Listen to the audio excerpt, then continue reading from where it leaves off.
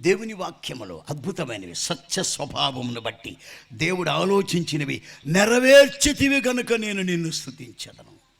ఇశ్రాయేలు పుట్టక మునిపే తల్లి గర్భములో ఉండగానే ఆయన నిన్ను రూపించుకున్నాడు. హల్లెలూయా. గర్భమున నీవు పిండముగా ఉత్పత్తి కాకమునిపే ఆయన కన్నులు నిన్ను చూచినవి. దేవుని యొక్క ఆలోచన నెరవేర్చాడు. మన ఆలోచనలు తప్పు. మనం కొన్నిసార్లు తప్పుగా ఆలోచిస్తూ ఉంటాం. పాస్టర్ల గురించి తప్పుగా ఆలోచిస్తూ ఉంటాం. మనం నిన్న మొన్నటి దాకా ఆయన అటు తిరిగాడు, ఆయన సంగతి దేవుడికి తెలియదు, ఇప్పుడు ఎందుకు బైబిల్ పట్టుకుని నేను పాస్టర్ అన్నాడు అని సేవకుల్ని తేలిగ్గా మాట్లాడే వ్యక్తులు చాలామంది ఉన్నారు.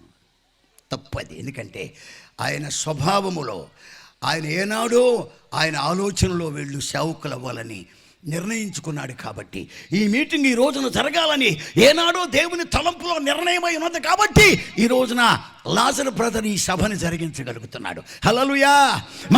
మన ఎడల ఆయనకున్న తలంపులు చాలా గొప్పవి. నీ తలంపులు బలహీనమైనవి, నీ ఆలోచనలు చాలా చెడ్డవి, నీ తలంపులు చాలా ప్రియులారా అపవిత్రమైనవి. అయితే మన పట్ల దేవునికి గొప్ప ఆలోచన ఉంది. నీవు గొప్ప వ్యక్తి అవ్వాలని, నీవు ఒక గొప్ప మిషనరీ అవ్వాలని, నీవు గొప్ప సేవకుడు అవ్వాలని, నీవు గొప్ప సాక్షిగా ఉండాలని, నీవు దేవునికి ఒక మంచి బలమైన వ్యక్తిగా భూమి మీద జీవించాలని, నీవు దేవుని కొరకు కొన్ని వేల రూపాయలు ఖర్చు పెట్టి ఆయన పరిచయం చేయాలని తల్లి గర్భంలో నీవు రూపింపబడక మునిపే ఆయన ఆలోచన సత్య సంబంధమైనది. ఇప్పుడు అది నెరవేర్చాడు.